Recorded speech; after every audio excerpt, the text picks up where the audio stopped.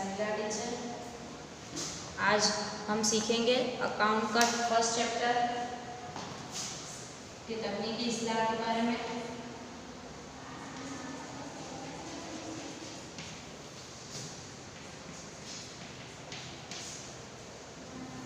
To तक हमने पढ़ लिया था। अकाउंट में हमने 32 तक पढ़ लिया था। अब उसके बाद हमारा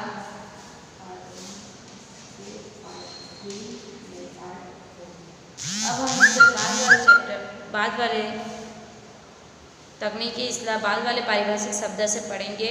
33 नंबर पे लैंड किसे कहते हैं? अकाउंट के सब्जेक्ट में, हिसाब किताब के सब्जेक्ट में, मजमून में लेनों किसे कहते हैं? लेनों का मतलब होता है किसी के पास से पैसा किसी के पास से पैसा लेना, लेने का कर्ज। हमारा जो कारोबार चल रहा है उस कारोबार में हमने किसी को माल बेचा है और उस माल के बदले में वो माल हमने उधार में बेचा है, उधार लेन देन की है हमने किसी से, और उस माल के बदले में हम उसके पास से पैसा लेंगे। 2 महीने में, 4 महीने में, 6-8 महीने में, जितने भी वक्त के अंदर हम उसके पास से पैसा लेंगे। तो जो पैसा हमको उसके पास से लेना है उसे लेनू कहा जाता है। लेनू किसके पास से लेना होता है? देवादार के पास से लेना होता है। जिसको हमने माल बेचा है हमारा, उसके पास से लेना होता है। नंबर 34 नंबर पे है लेनदार। लेनदार किसे कहते हैं? जिस तरह देवादार होते हैं उसी तरह लेनदार होते हैं। देवादार वो होते हैं जिनको हमने माल फरोख्त किया है, माल बेचा है, उसके पास से पैसा लेना है, उसको देवादार बोलते हैं। अब उसी तरह हमने किसी के पास से माल खरीदा है और हमको किसी को माल चुकाना है तो उसको लेनदार, लेने वाले कर्जदार बोलते हैं। ये जो लेनदार है हमारे, वो हमारे कारोबार के हमारे बहुत इम्पोर्टेंट सदस्य होते हैं जिनके पास से हम माल खरीदते हैं। बिना माल खरीदे हमारा बिजनेस आगे नहीं चलता। लेनदार को वक्त पर पैसा चुकाना पड़ता है, वरना लेनदारों के बीच हमारी इंप्रेशन खराब हो जाती है। यहाँ पर लेनदार किसे बोलेंगे? अगर हमारा बिजनेस कपड़े का है और हमने उसके पास से 5,000 रुपये के कपड़े खरीदे हैं तो वो हमारे लेने वाले कर्जदार हुए। लेकिन अगर हमने उनके पास से नकद में लेन देन की है, 5,000 रुपये के माल के बदले में 5,000 रुपये दे दिए हैं, तो उनके हमारे बीच में कोई इसका ताल्लुक नहीं बना, वो हमारे कर्जदार नहीं बनेंगे। लेकिन हमने उनके साथ उधार लेन देन की है, उस वक्त वो हमारे लेने वाले कर्जदार बनेंगे और वो हमारे लेनदार रहे जाएंगे। अगर हमारा बिजनेस फर्जी चल रहा है और हमने उसके पास से कोई रबड़ या शूज, रबड़ की कोई आइटम या स्कूल बैग या शूज वगैरह खरीदा है, हमारा बिजनेस है कपड़े का, हमारा बिजनेस कुछ और चीज़ का है जैसे कि फर्नीचर का है, तो उसके बदले हमने कुछ और चीज़ खरीदी है तो वहाँ पर भी वो हमारे लेनदार नहीं बनेंगे। अभी जैसे कि 2 दुकान है, उसमें एक जगह पर हमारा बिजनेस है कपड़े का और 2 दुकान है, एक जगह पर कपड़ा बिक रहा है जिसको खरीद कर हमको बेचना है, जहाँ से वो माल खरीद कर हमको बेचना है, और दूसरी जगह पर फर्नीचर बिक रहा है, हमने वहाँ से फर्नीचर नहीं खरीदा है। तो जो फर्नीचर खरीदा है वो हमारे लेनदार नहीं है, हमने उसके पास से उधार फर्नीचर खरीदा है। फ्यूचर में उसको हमको पैसा चुकाना भी है, लेकिन उसका कारोबार नहीं करते हम लोग, इसलिए वो हमारे लेनदार नहीं बनेंगे। जिस चीज़ का कारोबार किया जाता है और जो चीज़ उधार में ली जाती है, फ्यूचर में हम उसका कारोबार करने वाले होते हैं, उसी चीज़ के जो हमारे लेनदार बनते हैं, लेने वाले कर्जदार, उसको लेनदार कहा जाता है। देवी हुंडी, इसके बाद में देवी हुंडी। देवी हुंडी किसे कहते हैं? लेनदार जिनको हमको पैसा देना होता है, वो हमारे ऊपर, वो हमको उधार जब कोई चीज़ बेचते हैं तो उसके बदले में वो हमें एक रसीद भेजते हैं कि तुमको इतना पैसा चुकाना बाकी है, तो तुमको 2 महीने में, 4 महीने, 6 महीने में, 3 महीने में, इतने वक्त में तुमको मेरा इतना पैसा चुका देना है, इतनी तारीख तक तुमको मेरा पैसा चुका देना है। तो वो जो हमारे लेनदार है वो हमको एक रसीद, एक वाउचर, एक रिसिप्ट भेजते हैं और उसके अंदर वक्त लिखा हुआ होता है, इतने वक्त में पैसा चुका देना, उसको हम पढ़ते हैं, साइन करते हैं और उसको रिटर्न भेज देते हैं।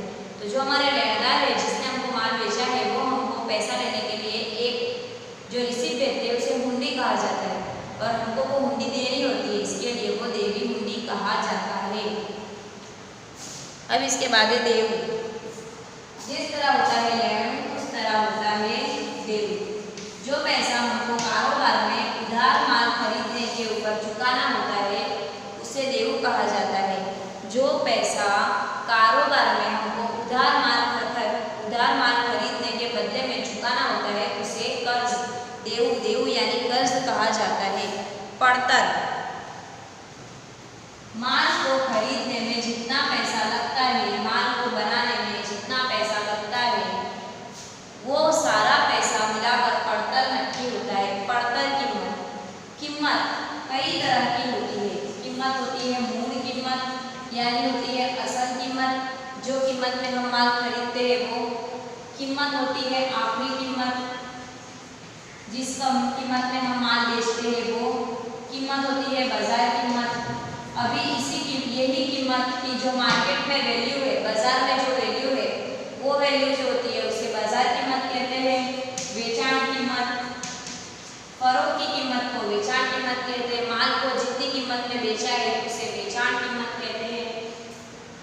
पड़तर कीमत, माल के पीछे जो खर्चा लगता है, वो जो खर्चा हमको करना पड़ता है उसे पड़तर कीमत कहते हैं। मूल कीमत, आखिर कीमत, बाजार कीमत, बेचाण कीमत, पड़तर कीमत। अब इनके बीच का फासला मैं बताऊंगी। मूल कीमत, फर्ज करो अभी हमने दुकान में से 5000 का मोबाइल खरीदा है, तो उसे माल की असल कीमत कहा जाता है। 5000 का जो मोबाइल खरीदा है उसे माल की असल कीमत कहा जाता है। उसके बाद आखिरी कीमत, अगर वो 5000 का मोबाइल था, लेकिन दुकान वाले ने हमको उसको 4500 में दे दिया, तो उसको आखिरी कीमत, आखिरी में फाइनल कितने का पड़ेगा भाई, हम पूछते भाई छिल्ले में छिल्ले कितने में देगा, कोई भी दुकान पे लेने जाते हैं, छिल्ले लास्ट में कितने में देगा तो इस तरह का जो हम सवाल, लास्ट में आखिर में कितने में पड़ेगा, लास्ट में कितने में देगा तुम दोगे तो उसे आखिरी कीमत कहा जाता है। फाइनल अमाउंट, आखिरी कीमत, भाई लास्ट में कितने में देगा, तो ये जो कीमत है वो आखिरी कीमत कही जाती है। उसके बाद है बाजार कीमत। बाजार कीमत, अभी ये वैल्यू, ये हमने 5000 का मोबाइल खरीदा है, उसकी मार्केट में हमको मिला है 4500 में। 5000 का मोबाइल था, हमको मिला 4500 में, लेकिन मार्केट में उसकी वैल्यू ज़्यादा है, हमको सस्ते में मिला, लेकिन मार्केट में उसकी वैल्यू 6000 बोल रहे हैं। तो ये जो होती है वो बाजार कीमत होती है। मार्केट में, बाजार में जो कीमत बोली जाती है उसको मार्केट वैल्यू, बाजार कीमत बोलते हैं। बेचाण कीमत, ये जो माल है वो हमको जो बेचाण कीमत जितने में मिला है, जितनी कीमत में हमने खरीदा है, जितनी कीमत में हमने बेचा है, अभी यही मोबाइल है 5000 में हमने 5000 का मोबाइल था, जिसको बाजार में 6000 कीमत है, वो मोबाइल हमने, ये 5000 का मोबाइल था जो हमको कितने में मिला, 4500 में। बाजार में उसकी कीमत कितनी बोला रही है, 6000। बेचाण कीमत, अब यही मोबाइल हमारे कोई फ्रेंड ने देखा है, उसने बोला है कि मार्केट में उसकी 6000 वैल्यू है, तू मुझे 5200 में दे दे या 5300 में दे दे, तो ये जो कीमत है, हमने इतनी कीमत में ये मोबाइल उसको बेच दिया। ये मोबाइल कितनी कीमत में उसको बेच दिया, 5300 में, तो ये क्या हो गई, बेचाण कीमत। ठीक है। अब पड़तर कीमत, फर्ज करो एक मोबाइल हमने 5000 रुपये का था, जो हमने 4500 में खरीदा, उसकी 200 रुपये की हैंड्स फ्री ली। हैंड्स फ्री लेने के बाद हमने उसके लिए, हैंड फ्री लेने के बाद हमने कुछ और एडिंग किया, जैसे कि मेमोरी कार्ड डाला है उसमें, तो समझो कि 500 रुपये का हमने उसमें मेमोरी कार्ड डाला है, तो 4500, 500 और 200 कितने हुए, 5200। अब ये मोबाइल हमने 5500 में बेच दिया। तो ये जो कीमत है पूरी, एक चीज़ के पीछे खरीदी, उसके पीछे और जितना भी खर्चा किया, वो सब मिला के जो टोटल होता है उसे पड़तर कीमत कहा जाता है। कोई एक चीज़, कोई एक माल को खरीदना, उसके पीछे खर्चे करना, खर्चे करके टोटल करना, उसे पड़तर कीमत कहा जाता है। तो ये होती है माल की पड़तर। अब इसके बाद है वाउचर। जब भी कोई माल खरीदा जाता है तो उसके साथ एक रिसिप्ट दी जाती है। आप लोग खुद भी दुकान में जाते होंगे, कोई माल खरीदने, कोई शॉपिंग करने, कपड़े वगैरह खरीदने, कोई भी सामान खरीदने, तो आपको वहाँ से एक रिसिप्ट दी जाती है। उसके अंदर लिखा हुआ होता है कि आज कौन सी डेट है। आपने आज जिस जगह से आपने माल खरीदा है उस दुकान का नाम लिखा हुआ होता है, कौन सी डेट को खरीदा, कौन सा माल खरीदा। वहाँ पे कई तरह की वैरायटीज होती है, आइटम होती है, उसमें से आपने कौन सा माल खरीदा, उसकी क्वांटिटी कितनी थी। जैसे कि 2 शर्ट खरीदे हैं या एक पैंट खरीदी है, तो वो शर्ट कितने रुपीज़ का था, उसकी अमाउंट लिखी हुई होती है। नीचे लिखा हुआ होता था कैश, नीचे लिखा हुआ होता है कैश में खरीदा है या उधार में खरीदा है। तो ये जो रिसिप्ट बनती है, पूरी रिसिप्ट जो होती है उसे वाउचर कहा जाता है। ये पूरी रिसिप्ट को वाउचर कहा जाता है। अब उसके बाद है वटाव।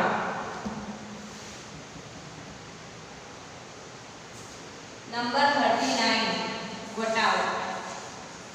वटाव 2 तरह के होते हैं, व्यापारी वटाव और रोकड़ वटाव। बहुत इंपॉर्टेंट सब्जेक्ट है, आपको यहाँ पर ध्यान देना है। ये सब्जेक्ट बहुत इंपॉर्टेंट है। वटाव, वटाव जिसे बोलते हैं हम लोग छूट। वटाव यानी छूट, व्यापारी वटाव और रोकड़ वटाव।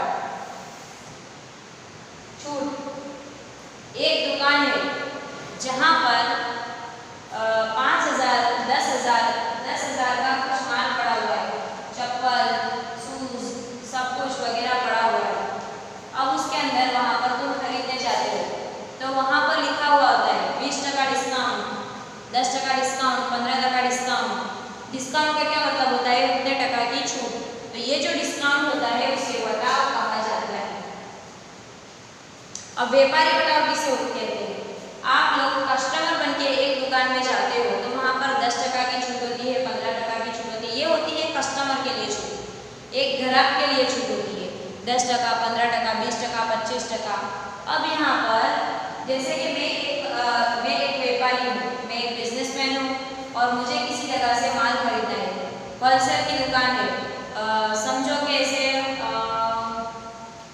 फर्नीचर की या मशीन की या कोई भी चीज़ की होलसेल की दुकान है, करियाने की दुकान है, होलसेल की वहाँ पर दुकान है। मैं खुद भी बिजनेस करती हूँ, बाकी सबको वो माल 25,000 में देता है, छूटक भाव में 25,000 में देता है। मैं बिजनेस कर रही हूँ, मैंने उसको बोला है कि मेरे को बिजनेस करना है तो मुझे छूट दे, मतलब वटा कुछ % डिस्काउंट दे तो मैं तेरे पास से माल खरीदूँगा। तो वो मुझे बोलता है कि सबको 25% छूट देता हूँ, मैं तुम्हें 35% छूट दूँगा। तो 35% छूट देने के बाद हम लोग जो 25,000 का माल था उसको 35% छूट लेने के बाद हम लोग वो माल खरीदते हैं, यानी 35% की पूरी रकम बाद हो जाती है, कट हो जाती है। तो वो जो हमको छूट मिलती है होलसेल भाव में जो छूट मिलती है उसे व्यापारी छूट कहा जाता है। ये व्यापारी छूट होती है, हम जब माल खरीदते हैं उस वक्त हमको जो छूट मिलती है उसे व्यापारी छूट कहा जाता है। उसके बाद दूसरी छूट होती है नकद की छूट। हमने उसके पास से उधार में माल खरीदा है, 10,000 का माल हमने किसी के पास से उधार में खरीदा है, तो वो 10,000 का माल उसने हमको उधार में डिस्काउंट पे दिया 8,000 में। 10,000 का माल था, उसने हमको डिस्काउंट में 8,000 में माल दिया, तो वो 8,000 का माल पे हमारे को 2,000 की छूट मिली, 2,000 का डिस्काउंट मिला। उसके बाद उसने हमको ये बोला है कि अगर तूने मुझे टाइम पर पैसा दे दिया, जल्दी पैसा दे दिया, तो तू 500 रुपये की और छूट रख, 1,000 रुपये या 500 रुपये की और तुझे छूट। तो यानी जब मैं उसको पैसे चुकाऊंगी तो मुझे 1,000 या 500 रुपये कम चुकाने पड़ेंगे। अगर मैं उसको पैसा जल्दी चुका दूंगी, वक्त पर चुका दूंगी, तो मुझे 500 रुपये या 1,000 रुपये की छूट दी है तो वो कम चुकाने पड़ेंगे। तो जब पैसा देने के वक्त जो छूट दी जाती है उसे नकद छूट कहा जाता है। नकद लौटाने के वक्त जो छूट दी जाती है उसे नकद छूट, रोकड़ वटाव कहा जाता है। अब यहाँ पर नंबर 40 મળેલ વટાવ और આપેલ વટાવ।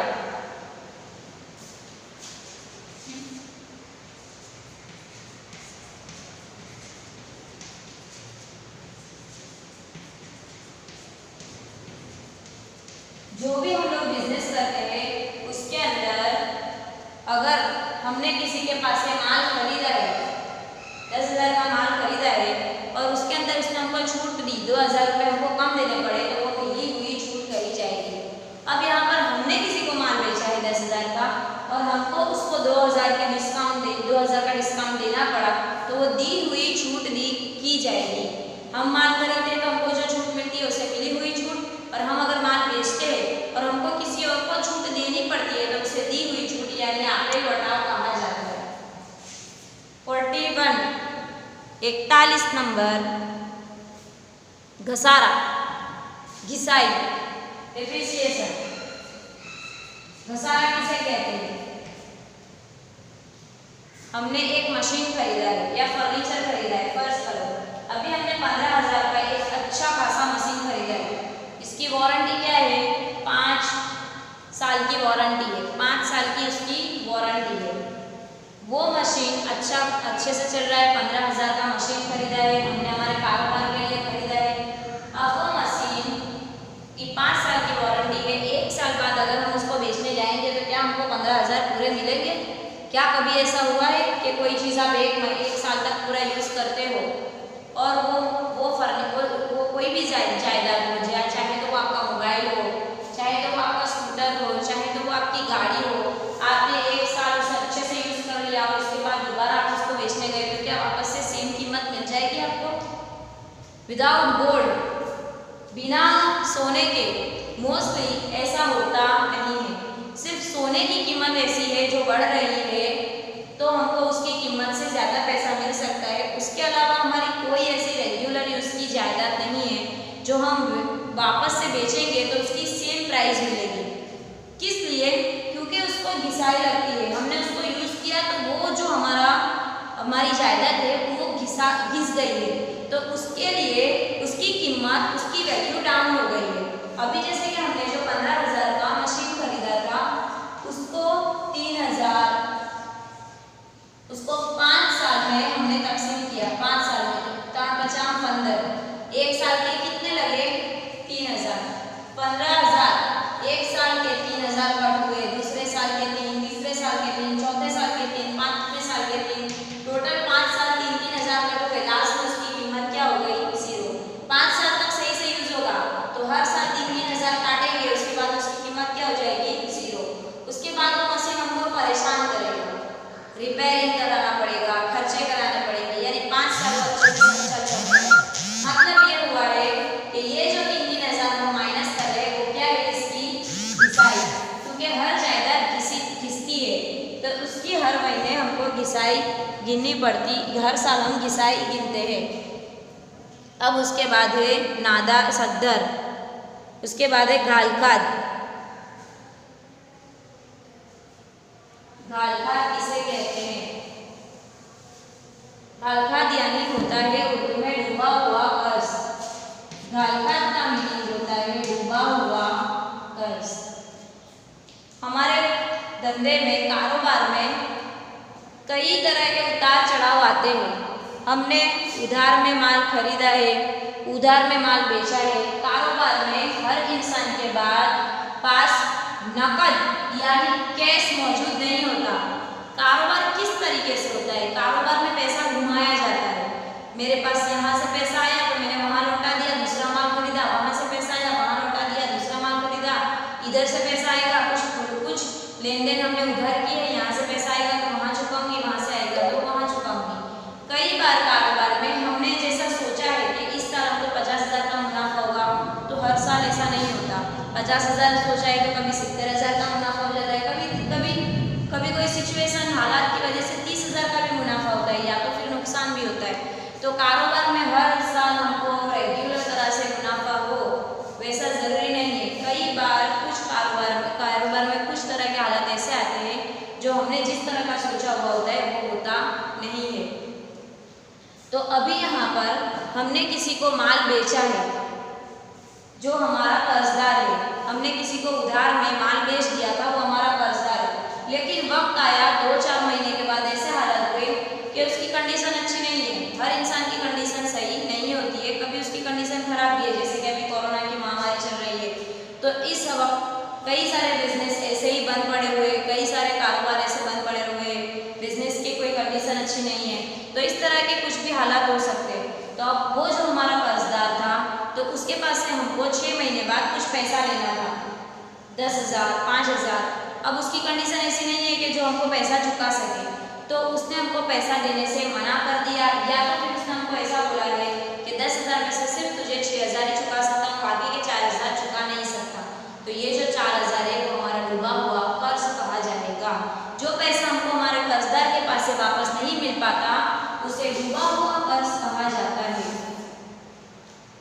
Number 43 सद्दर, solvent.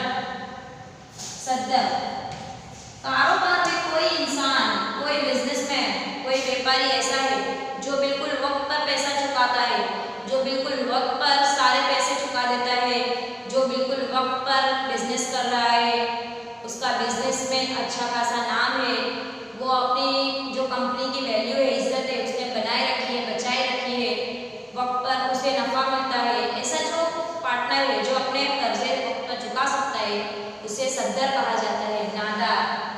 नंबर 44 है नादार।